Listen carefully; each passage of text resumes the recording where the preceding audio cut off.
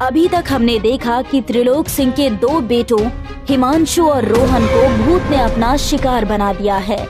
त्रिलोक सिंह को जंगल में एक बाबा मिलते हैं जो कि उन्हें उनके परिवार की रक्षा के लिए उनको कांतारा भगवान का एक पत्थर देते हैं। त्रिलोक सिंह उस पत्थर को अपनी जेब में रखते हैं और अपने बच्चों को ढूंढने के लिए निकल पड़ते हैं। लगता है ये कोई साधु बाबा थे। हाँ, मैंने उनके हाथों में माला देखी थी। इस जंगल में तपस्या करते होंगे। अरे जो भी हो, जरूर कोई अच्छे इंसान होंगे, तभी उन्होंने हमारी मदद के लिए कांतारा भगवान का पत्थर दिया। हाँ, और अब इसकी मदद से हम अपने परिवार की सुरक्षा कर सकेंगे। चलो जाकर बच्चों को ढूंढते हैं। यशोदा और त्रिलोक सिंह जंगल में आगे की तरफ अपने बच्चों को ढूंढने के लिए निकल पड़ते हैं। हिमांशु बेटा, कहाँ हो तुम? हिमांशु! हिमांशु बेटा, कहाँ हो तुम? मेरी आवाज सुनाई दे रही है क्या? हिमांशु तो 2 दिन से गायब ही है और अब सुप्रिया और रोहन का भी कुछ पता नहीं चल रहा। हाँ, पहले हमें सुप्रिया और रोहन को ढूंढना होगा, फिर हम चारों मिलकर एक साथ हिमांशु को ढूंढ लेंगे। अब त्रिलोक सिंह और यशोदा दोनों सुप्रिया और रोहन की तलाश करने लगे। दोनों चलते चलते उस जगह पर पहुंच जाते हैं जहां पर ये दोनों सुप्रिया और रोहन से अलग हुए थे। क्या आपको याद है, यहाँ से सुप्रिया और रोहन बाईं तरफ गए थे और हम दोनों दाईं तरफ। हाँ, यही वो जगह है। चलो अब हम लोग भी बाईं तरफ जाते हैं, शायद आगे जाकर वो दोनों हमें मिल जाएं। अब त्रिलोक सिंह और यशोदा उसी दिशा में जाने लगते हैं जहां एक दिन पहले सुप्रिया और रोहन गए थे, पर सुप्रिया और रोहन का कोई पता नहीं चलता। ये देखिए, यहाँ पर एक तालाब है। अरे हाँ, तालाब तो है, पर इसका पानी लाल क्यों है? चलिए जाकर देखते हैं। यशोदा और त्रिलोक सिंह तालाब के नजदीक पहुँचते हैं जहां उन्हें रोहन के कपड़े और उसके जूते दिखाई देते हैं। अरे ये तो रोहन के कपड़े हैं। इसका मतलब रोहन और सुप्रिया यहाँ आए थे। त्रिलोक सिंह तालाब के पानी में हाथ डालता है तो वो देखता है कि इस पानी में खून मिला हुआ है। पानी में तो खून मिला है।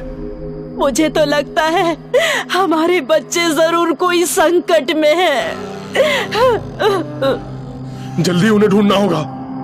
अब त्रिलोक सिंह और यशोदा आगे की तरफ भागते हैं। सुप्रिया बेटा, कहाँ हो तुम? रोहन बेटा, कहाँ हो तुम? हम लोग यहाँ हैं। तभी इन दोनों को दूर से सुप्रिया के चिल्लाने की आवाज आती है। मम्मी! तुमने कुछ सुना? हाँ, ये आवाज तो सुप्रिया की है। लगता है वो हमारे आसपास ही कहीं है।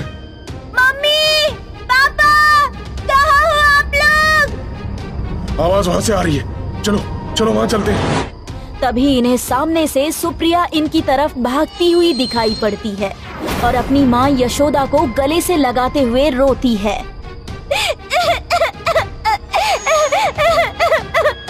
रो मत बेटा, अब हम आ गए हैं ना। मम्मी, रोहन, वो रोहन। बेटा क्या हुआ रोहन को? पापा, रोहन को भूत ने मार डाला। क्या? ये सब कैसे हुआ?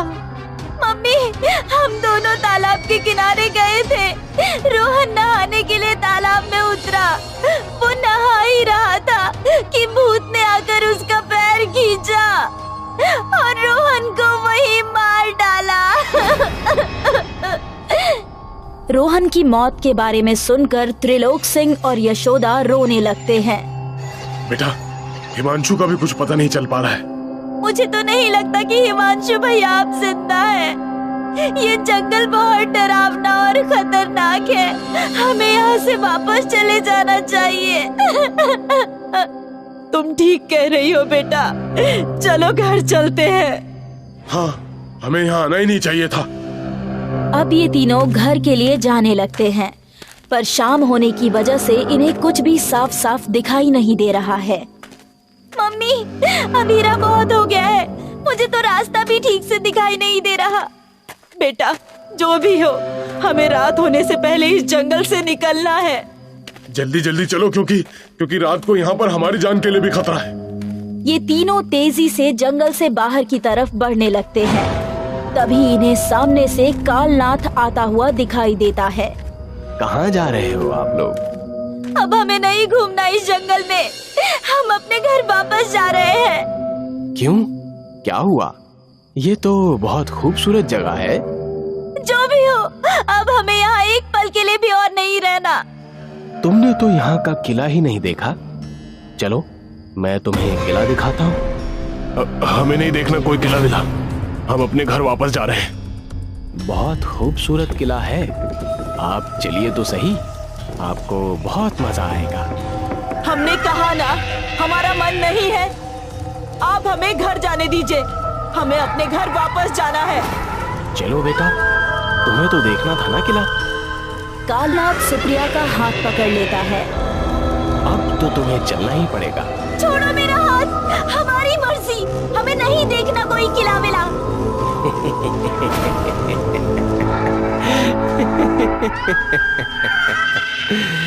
तुम्हारी मर्जी इस जंगल में नहीं चलेगी बच्ची। तुम लोग यहाँ आए तो अपनी मर्जी से, पर यहाँ से मेरी मर्जी के बगैर नहीं जा सकते। कालनाथ की हंसी बहुत डरावनी सी लग रही है। वो सुप्रिया का हाथ पकड़कर उसको अपने साथ ले जाने लगता है।